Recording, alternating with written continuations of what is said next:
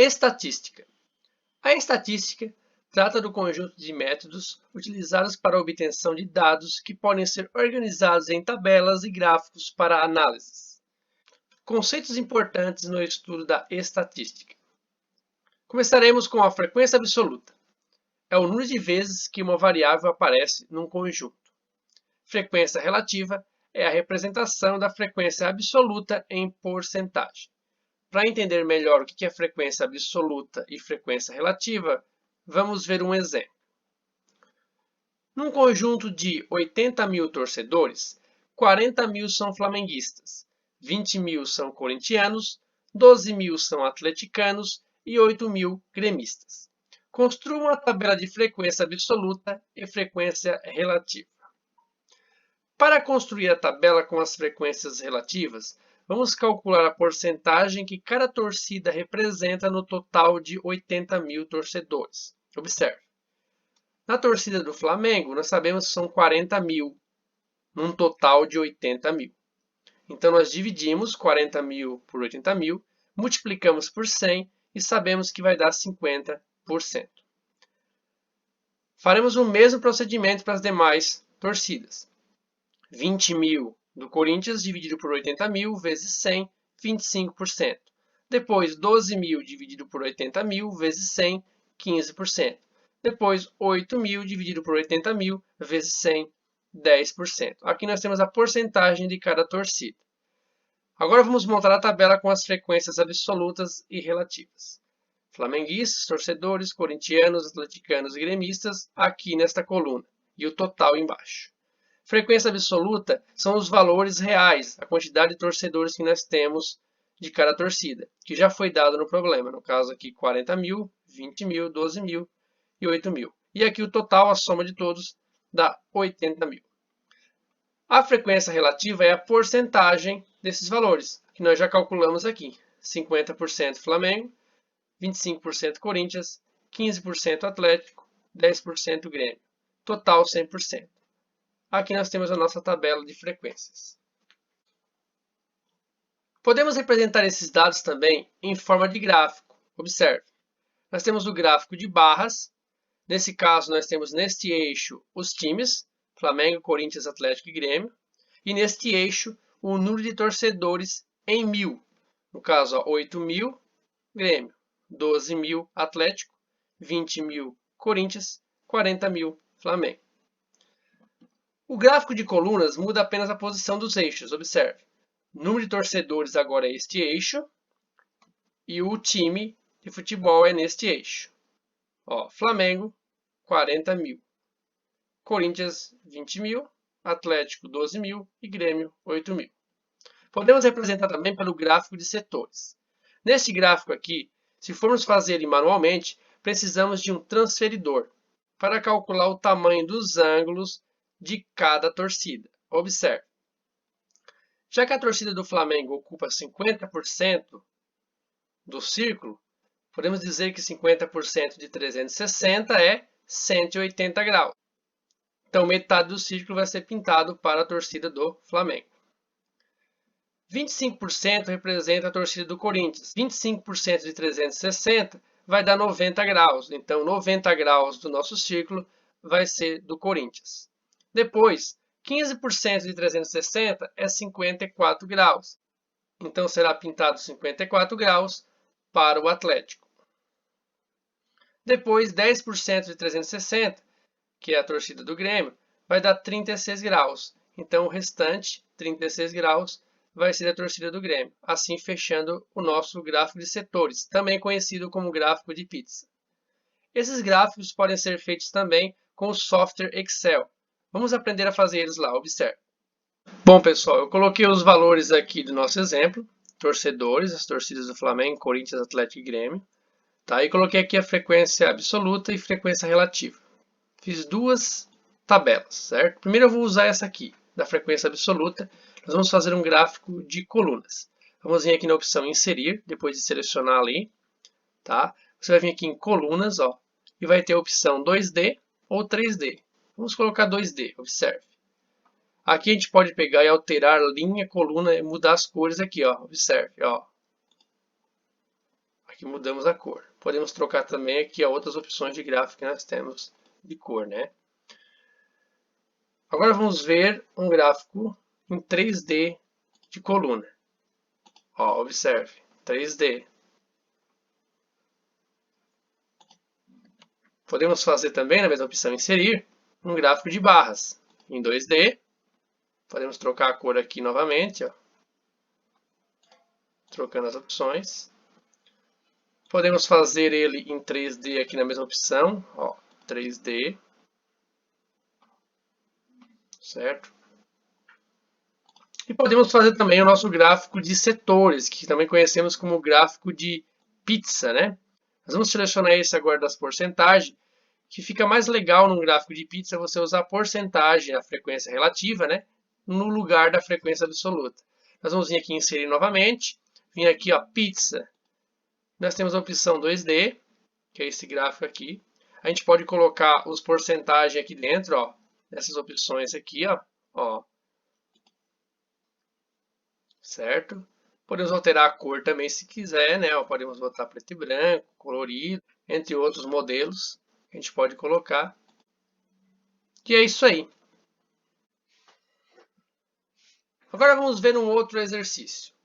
Com o objetivo de divulgar um de seus produtos, determinada indústria entrevistou 600 pessoas para saber qual o veículo de informação, jornal, rádio, revista e televisão, era mais utilizado por elas.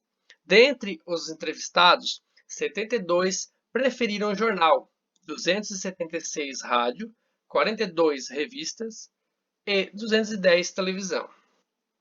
Letra A. Construir uma tabela relacionando os 4 veículos de informação e as frequências absolutas e relativas. E B. Construir o gráfico de barras e de setores para representar os dados dessa tabela. Vamos começar então com a nossa tabela de frequências, né? Vamos colocar primeiramente os veículos jornal, rádio, revista e televisão. Aqui, veículos de informação. E o total, né? Frequência absoluta, sabemos que é o valor que já está aqui. No caso, 72 para jornal, 276 para o rádio, 42 para a revista e 210 para a televisão.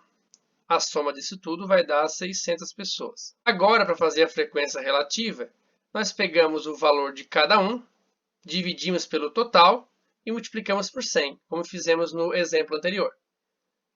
Aqui achamos 46%, 35%, 12%, 7% e o total 100%. Ok? Agora vamos desenhar o nosso gráfico de barras. Aqui nós colocamos nesse eixo os veículos de informação, aqui os números de entrevistados. Observe, revista 42, jornal 72, televisão 210, rádio 276. Ao fazer o desenho desses gráficos, tome bastante cuidado para fazer proporcional aos seus tamanhos. Observe que 276 e 210 são valores próximos, então a diferença é um pouco menor. Já 210 para 72, a diferença é grande, então por isso a distância é um pouco maior. Sempre tome esse cuidado ao desenhar os gráficos. Aqui nós temos também o gráfico de setores. Pegamos as porcentagens das frequências relativas e calculamos quanto que representa cada uma delas num círculo de 360 graus. 46% de 360 graus deu 165,6 graus. É o maior, é a parte do rádio. Depois, 35% de 360 deu 126. Este pedaço aqui. 12% de 360 deu 43,2 graus. É o jornal. E por último, 7% de 360, 25,2 graus é a revista. Podemos utilizar o software Excel, como já vimos no exemplo anterior, também para fazer esses gráficos. Distribuição de frequência. Algumas coletas com muitos dados não favorecem a elaboração de tabelas detalhadas. Nesses casos, é mais interessante agrupar os valores em determinados intervalos que apresentam a mesma amplitude. Vamos ver um exemplo. Em uma Olimpíada Estudantil, com alunos do ensino fundamental, foi medida a altura de cada um dos 50 participantes, encontrando-se os seguintes valores em centímetros. Aqui nós temos a medida da altura de todos os estudantes, certo? Mas está tudo misturado. Então nós vamos começar a organizar esses dados. Observe. Primeiro passo. Organizamos todas as medidas em ordem crescente ou decrescente. Essa relação assim organizada chama-se rol. Observe aqui ó, que eu feito uma tabela e os números foram colocados em colunas em ordem crescente, começando no 150, que é o menor número, tá? 151 repete 2 vezes, foi colocado aqui, o 152 repete 5 vezes e assim por diante. Vamos colocando os mesmos dados que estão lá em cima, só que em ordem crescente, até o maior, que é o 179, certo? Depois que organizamos, vamos para o segundo passo. Notamos que a menor estatura é 150 centímetros e a maior é 179 centímetros. Assim, a variação é de 179 centímetros menos 150 centímetros, que é igual a 29 centímetros. Esse valor é chamado de amplitude total. Observe, gente, ele pegou o menor valor e o maior valor, subtraiu um do outro, para ver a distância entre o maior e o menor, ou seja, 29 centímetros.